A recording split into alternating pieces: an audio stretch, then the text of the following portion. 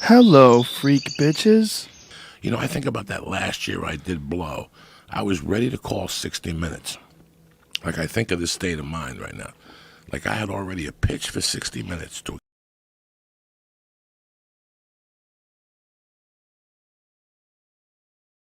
explain to them that I had found the cure for cocaine.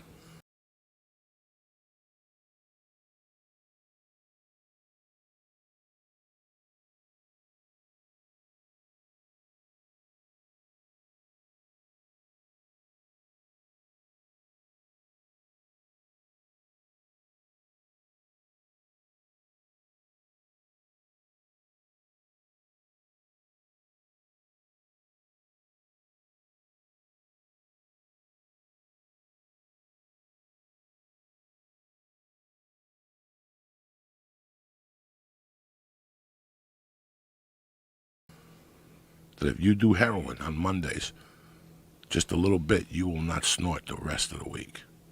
Like, I was really going to pitch 60 Minutes. I was going to get an agent and go to CBS and go, listen, I got a groundbreaking idea. There's no reason for rehabs. We'll get that white powder you motherfuckers are going to war for, and we'll get that little white poppy seed. We'll make it into some pill, and we'll get people high on Monday, because the rest of the week I didn't want to get high. How crazy is that? So I was doing heroin on a Monday, and it wouldn't let me do coke the rest of the week. I look forward to Mondays. Fuck CSI Miami. Why only Monday? I don't know. I have no fucking idea. That was just the day You gotta I start the picked. week off right. Yeah, that was just. And this is snorting it. Yeah, snorting it. 2 little lines of heroin just to get me out. And what does it do? Like, what's the feeling? Tell me what it feels like when it hits you. Oh, it takes a couple minutes to hit you, and you feel this weird thing, and then you feel like your blood pressure going up, and you feel like this euphoric warmth. You feel like this fucking warmth. I felt like my body. You ever take a wet shit? It's warm, and you can see if you shit out.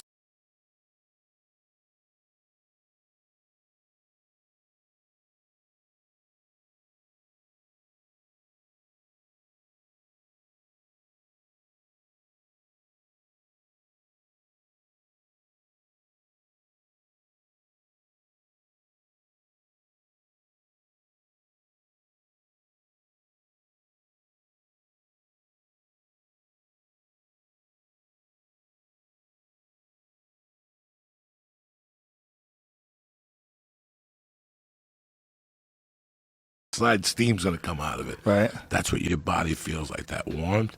And then I would get an urge to puke. For a couple minutes, I would gag and puke. A little bit would come out of yellow. And then after I puked a little bit, I would just go into this state of fucking momo-ness for 4 hours. It was like smoking indicas all day. And Momo-ness. like just sitting there smoking cigarettes, looking out a window. And I'd make believe I was writing John Lennon type lyrics to jokes until I looked at them the next day. This brilliance about a refrigerator. Like, I remember writing a bit about a refrigerator once and looking at it the next day and say, thank God I never tried. You know what I'm saying? Like little things, like just. Well, that was Hedberg's drug of choice. And his jokes, man, I mean, I think he's probably the best non sequitur joke guy ever, because all his jokes are unrelated. It's like, here's a non sequitur. Here's some other things I was thinking about. Here's something I thought. Here's something I saw. And it was like, I was listening to it the other day. It's like half of his jokes were only funny because he was saying them, you know, but they were hilarious. Like he had a way of doing it that was kind of like heroin comedy, you know? Would Like- you be messed up during the week, or no? Who? You. It'd take me a day to recover on Tuesdays. I'd be out. I didn't say nothing to nobody. I was doing the heroin. And I wasn't doing coke. So I was really fucking And so happy. you would be like sober Thursday, Friday, Saturday, Yeah, and then yeah. you'd look forward to the big bump on Monday. Yeah, that kid's dead. He used to send it to me. He used to send me $7 bags. What kid? His name was Bonehead. He died from an OD. How weird. Yeah. Figured that guy was going to live forever. I knew Bonehead? I knew Bonehead from the time. Rest in peace. You know what, You Joe? lost Bonehead, Let bro. me tell you something about Bonehead. Bonehead was like your boy. He was. I could go into a room with 90 motherfuckers, and Bonehead will liquidate 10 of them. Bonehead was a bad motherfucker, dog. I love Bonehead had 3 brothers. I loved all of them. But Bonehead was, and 2 of the brothers were very successful. And believe it or not, Bonehead was successful as a plumber. He had his own company. He only went out crazy at night, Bonehead. Bonehead, when I was 17, would take me to McSorley's Ale House in New York City. No ID. He'd call the bartender over and give him 3 mugs of beer, give him 3 mugs of beer, and give him a bowl of chili. And Mughead would take $10 from the both of us, and he'd go to Washington Square Park, and he'd come back and he'd give me 8 Valiums. And by the meantime, he would go buy his heroin, and he'd buy these mixture of pills, and he'd melt them too, the black and whites. Then he'd take us to a strip club in New Jersey or something. Then he'd take us home. And the next day, 7 in the morning, there's Bonehead in the fucking plumbing van up in Dandy. He was a functioning addict. He wasn't like your regular. There's a lot of those guys out there. And he had a chick that was a 13. Really? She was half Asian, half Irish. Good Lord. And they used to do heroin together, and they'd pass out in the living room, and they'd fuck, and they'd both go to sleep. And then I'd be in the bedroom, because I just moved in with Bonehead's family. Okay, they were Italian, bro. They were real fucking Italians. And the mother was the first person who ever made me an egg cream. She was a little Irish chick, and she used to say the word Earl. She couldn't say oil, and she was the bookkeeper for Union 52, whatever, the Teamsters, the Laborers Union. And I was over there one day when I was 16. She goes, "You got a book? Nah, walk me to work tomorrow. I'll get you a book. You can start fucking being a hottie." So I, like a hod carrier. Like Hot carrier? Yeah, they're for brick masons. Oh, okay. So she goes, "I can get you with the Italians over by the brick masons," because she was from Hoboken. So she got me a book. I financed it. She got a loan shark to finance it. I love these people. If I'm thinking I don't like doing documentaries, but I need to do a documentary about this family because it's the rise and fall of an American family that I saw before my eyes. As a child, I went over there and ate with them. I hung out with all 3 brothers, by the way.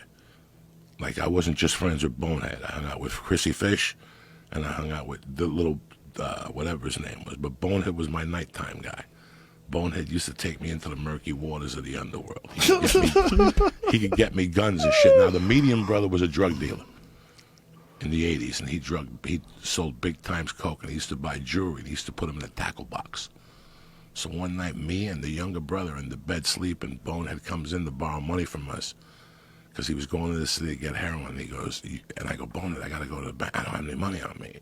He went into his brother's room, and instead of his brother was sleeping, the drug dealer, instead of just opening up the tackle box and taking $40 out, he took the whole tackle box. And it had $40,000 in cash and another $30 in jewelry. He went to the Bronx. These are the best times of my life. You want to talk about comrades? This is the best time of my life.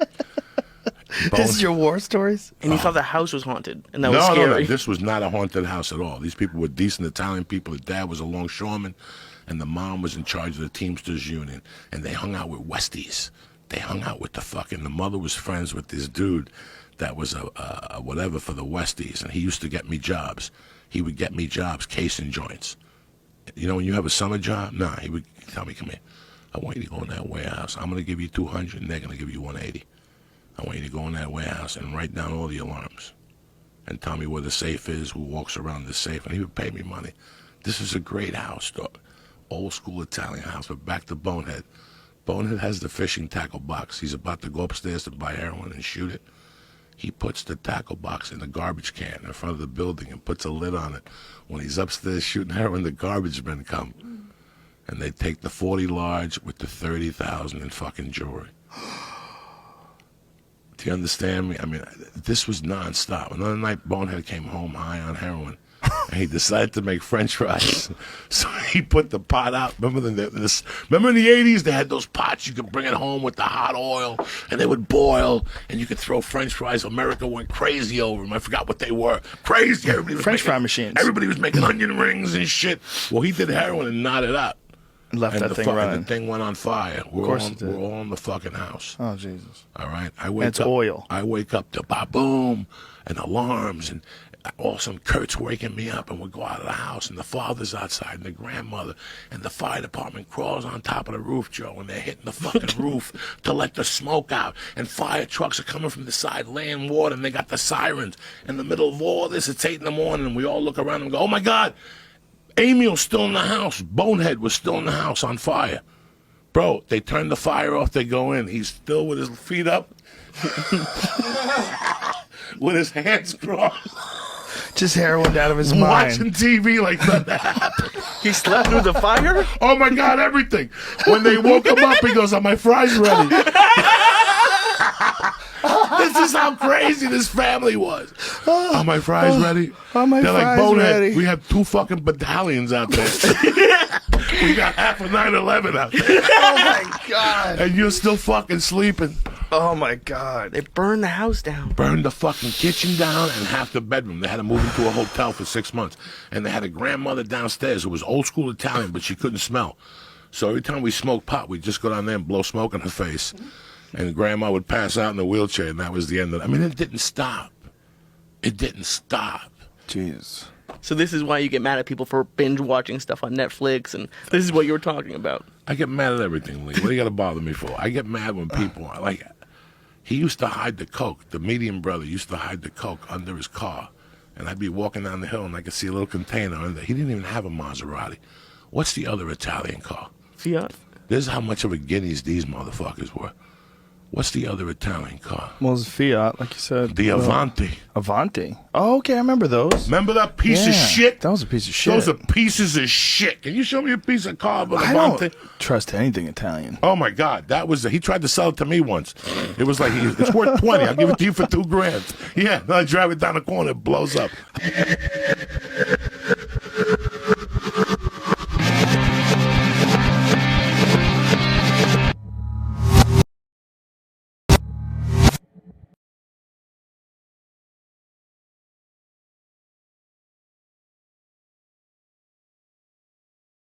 Good googly moogly? Good googly moogly. I'm sure someone must have, Joey. People steal everything. Did you see this? This is me Yeah, in this high school, is- Duncan Trussell. Yeah, I saw that. Did you see that? Unfucking believable. Joey's on the far right. That's insane. Look at my You were so shoulders. cute. Check out the sexy Lucky legs. 7. Yeah. Can you get it so just his whole body fills the No, screen? I was 44. I was 44. There was no Lucky 7. Yeah, like that. Look at that. Wow. That's so crazy. Wow. Look at you, dude. So how old are you in this picture? 14. 14. God damn, Joey, you cute. You're cute as a button. And look at David Ruiz. Turn around and talk into the microphone so That's, other people can hear this all too. right. That kid right Look, there. Joey, with the it's up on afro, this screen too. That kid with the afro was a very interesting story. This guy right here. Because we were a horrible basketball team at McKinley. Can you go full screen, Brian? and he So- moved in it covers to our all- neighborhood. Does it do and that? He could jump. He was 5'8", but this kid could fucking jump like Julius Erving. So he was Dominican. His name was Louis Hernandez. I'm from Jersey. They just planned it. They just cut it short and called him Louis the Nigger. They said, fuck it. We don't care if he's Dominican. We're not going to even think about that. We're just going to. This is David Ruiz. He's They still talk. around, They called him that to his face too. like Louis the Nigger. And when we were in the And did he get pissed? fuck you, bitch. Yeah, he was a tough kid. Did he get mad at you when you called him? Sometimes, like I think he bit slapped 2 or 3 people. But the best thing he did was we used to do acid when we first started smoking weed in the 8th grade. We go behind the soccer field in North Bergen, and he let us blow smoke into his afro and see the smoke come out of the afro. How cool was he? I remember that. I remember I told you telling you me that. this was the crew, so I knew all these motherfuckers. Scroll down to the. All right, this kid here's up. That kid there was David Black. We graduated together, and I knew him after the fact. And one night he came into Joe and Mary. He's like, "Look, you got a car. You got to give me a ride. If you give me a ride, I'll give you a rock." All right, we gave him a ride. He gets out of the car in West New York. About 3 minutes later, he comes running back, bleeding, with his hair pulled. I go, "What happened?" He goes, "I went and robbed my sister." I mean, he was serious. He had coke rocks for everybody. A chunk of his fucking hair. She caught him on the way out as he was pulling out of the window. and she just took. He was bleeding His and everything. sister. He robbed his His sister through the fuck- window. Oh my god, hysterical. Oh my this God, is when cocaine was king. savages. This is 83, dog, at 3 in the morning. You asked me for a ride. I gotta do what I gotta do, you know? Think of how crazy that statement This is is. fucking crazy. Joey, I wish you could do your own Stand By Me. Like, man, My god. so great. My fucking god. This is Joey, when, who is this? Why is his head so small? when I got this picture, I nearly which one? The Filipino kid? No, this guy on the left. That kid's like a multi-gazillionaire now. His family owns a tow truck company in northern New Jersey, New York City. If so you get towed, his family is the one that owns it. I swear to God.